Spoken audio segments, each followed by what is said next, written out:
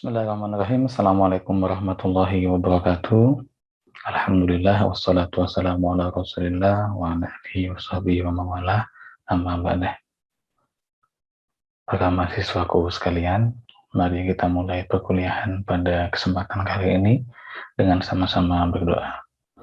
A'udzubillahi minasyaitonirrajim. Bismillahirrahmanirrahim. Raditu billahi rabba wa bi Muhammadin nabiyya wa rasula. Rabbi zidni ilma warzuqni fahma. Amin ya rabbal alamin. Terima kasih sudah memulai kegiatan dengan sama-sama berdoa. Selanjutnya untuk kesempatan kali ini saya akan menjelaskan mata kuliah yang akan kita tempuh selama 1 semester ke depan, yaitu ekonomi makro Islam. Sebagaimana teman-teman ketahui, mata kuliah ini merupakan mata kuliah yang teman-teman ambil pada semester keempat dengan bobot 5 SKS. Mata kuliah ini baru boleh teman-teman ambil setelah lulus mata kuliah teori ekonomi makro. Di mata kuliah ini, teman-teman nanti diharapkan akan memiliki sejumlah capaian pembelajaran ya. Yang pertama, dapat menjelaskan konsep dan teori ekonomi makro Islam secara komprehensif. Nah, indikatornya apa? Nanti teman-teman kita harapkan mampu menyusun paper mengenai teori ekonomi makro Islam dengan benar dan bebas plagiasi. Sedangkan CPMK yang kedua, yaitu dapat menganalisis persoalan ekonomi makro dalam perspektif konvensional dan Islam. Mata kuliah ini memang menggunakan berbagai pendekatan kajian keislaman, namun dalam praktek di lapangan banyak hal yang masih kita lihat menggunakan pendekatan ekonomi konvensional. Jadi para mahasiswa diharapkan mampu menguasai kedua aspek tersebut secara komprehensif. Selanjutnya, materi apa saja yang akan kita diskusikan bersama dalam perkuliahan nanti?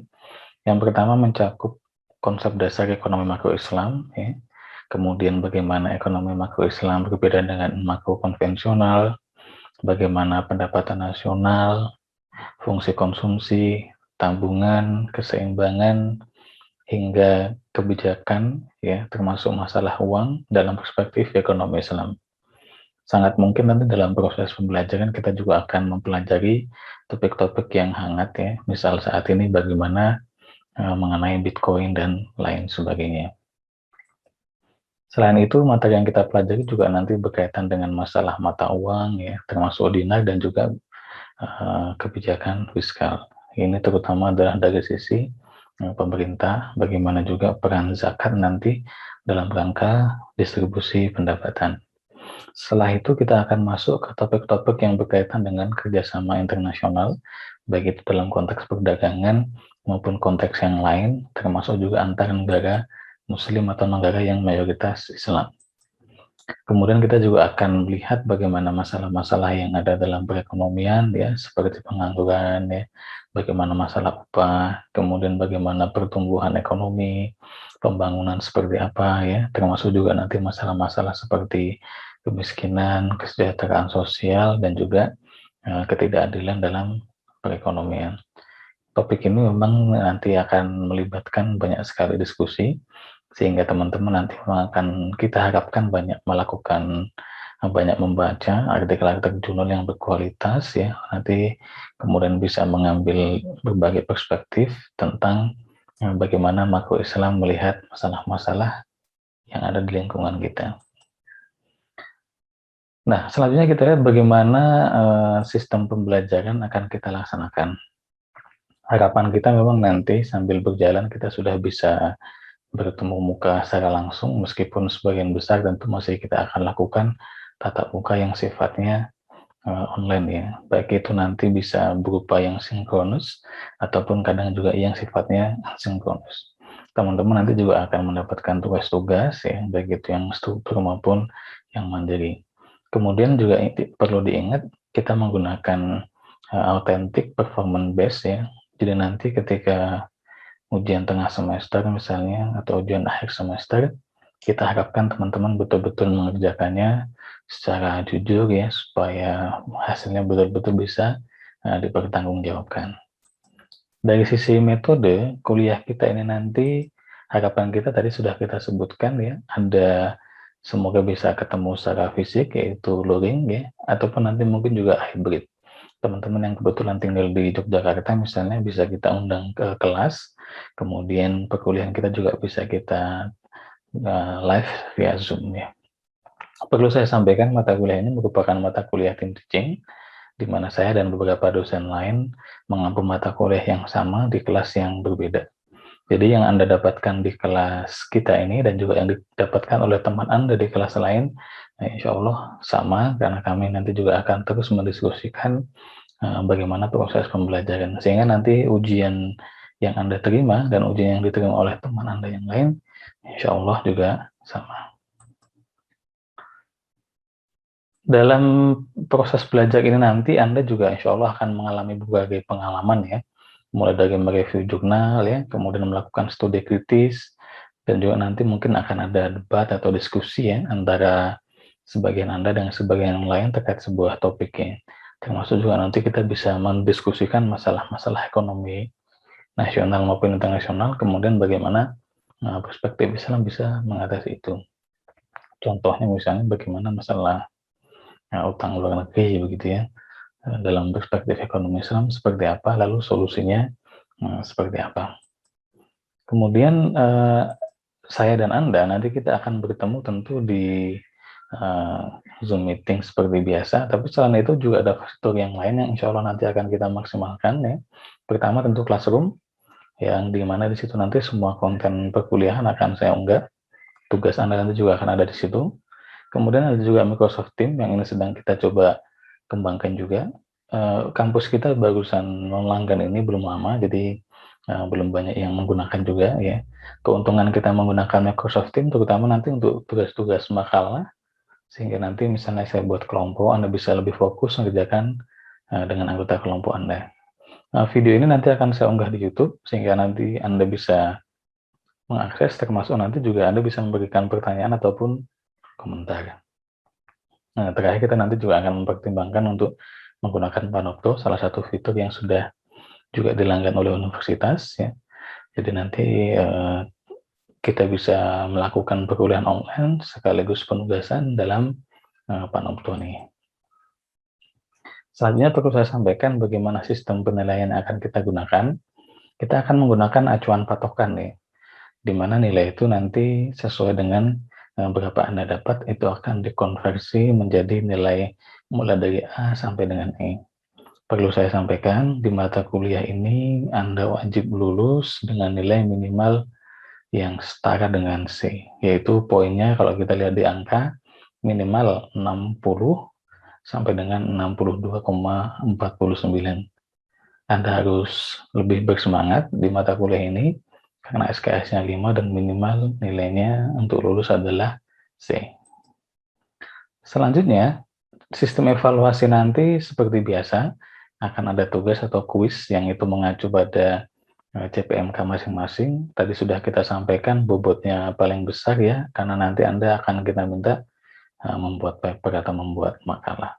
Selain itu Anda juga harus aktif selama diskusi kelas, baik itu yang di kuliah yang asinkronus ya, online misalnya, ataupun yang nanti asinkronus, yaitu yang video kami unggah, Anda nanti kami minta untuk memberikan feedback atau komentar.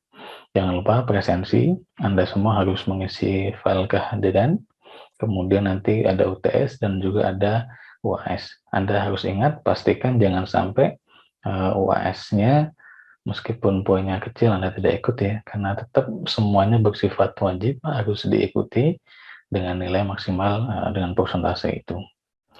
Demikian dari saya. Nanti jika masih ada pertanyaan yang belum jelas bisa Anda sampaikan via komentar di YouTube ataupun komentar di Google Classroom. Saya akhiri, terima kasih.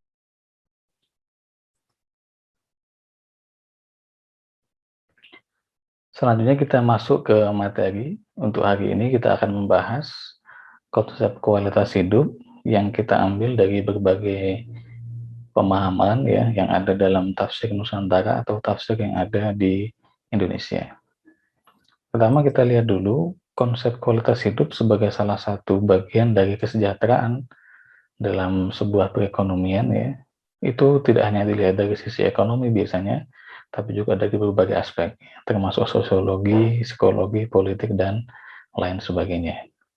Nah, pertanyaannya dalam Islam, dari mana konsep kualitas hidup ini kita ambil? Salah satunya kami mengacu pada pandangan ya, dari Mungdikov ya, dalam sebuah bukunya An-Nusus al-Iqtisadiyah ya, yaitu ayat-ayat atau hadis mengenai ekonomi. Beliau mengatakan bahwa konsep Islam ya tentang kehidupan yang baik itu salah satunya kita lihat dalam surah Nahl ayat 97, surah Al-A'raf ayat 58, dan juga surah Saba ayat 15. Di surah Saba ayat 15 inilah konsep baldatun thayyibatun wa rabbun ghafur itu muncul, yang kemudian banyak diadopsi sebagai konsep kualitas hidup bagi sebuah bangsa, bagi sebuah negara untuk mencapai kesejahteraan.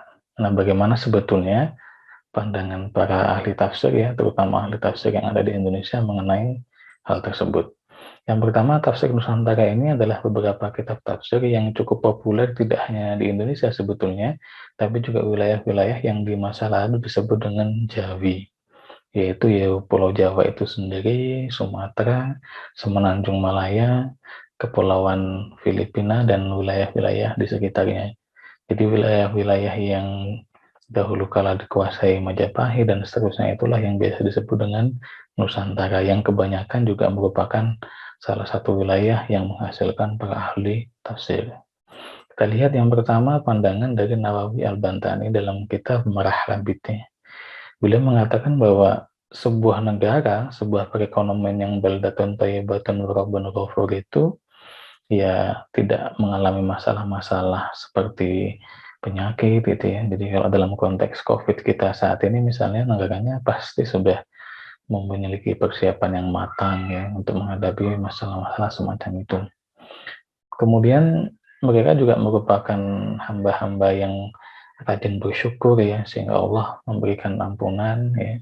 Kemudian wilayah-wilayah mereka juga wilayah-wilayah yang secara infrastruktur memadai. Jadi perjalanan antar wilayah lebih aman. Kemudian pandangan Hasbi As-Siddiqin dalam tafsir An-Nur ya, yang beliau sampaikan bahwa yang pertama wilayah-wilayah itu kondisinya nyaman ya. Kemudian nikmatnya juga banyak di situ, dan Allah Maha Pengampun ya dengan menutupi dosa ataupun menerima taubat. Juga sama dengan konsep yang tadi disampaikan dalam Marah Labid bahwa perjalanan antar wilayah itu mudah atau gampang dilakukan.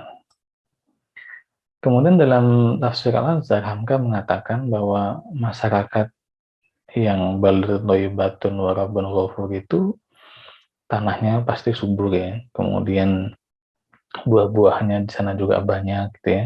Kemudian perjalanan baik itu malam maupun siang itu juga nyaman dilakukan karena banyak tempat yang bisa disinggahi. Dan fasilitas yang lain ya seperti air untuk masyarakat umum juga ada, sehingga dalam perjalanan kita tidak perlu membawa banyak minuman ya, karena di tempat yang lain juga kita bisa memperolehnya. Sedangkan dalam tafsir Kementerian Agama, yang dimaksud dengan baldatun thayyibatun wa rabbun ghafur itu adalah berkat Allah ya, tanah itu menjadi subur ya, masyarakatnya juga menjadi makmur sehingga bebas dari bahaya. Kemudian juga disebutkan bahwa perjalanan dagang pun juga sama ya, yaitu mudah. Waktu itu contohnya adalah masyarakat Yaman ya, sehingga mereka mudah untuk perjalanan ke Mekah maupun ke Syam yang waktu itu adalah wilayah atau pusat perdagangan. Kemudian kita lihat bagaimana dalam tafsir Al-Misbah, Qasyab mengatakan bahwa negeri yang baldatun thayyibatun wa rabbun ghafur itu aman, rezekinya banyak. Ada persatuan dan kesatuan dalam masyarakatnya. Nikmat yang lain juga adalah transportasi yang mudah antar satu wilayah ke wilayah yang lain.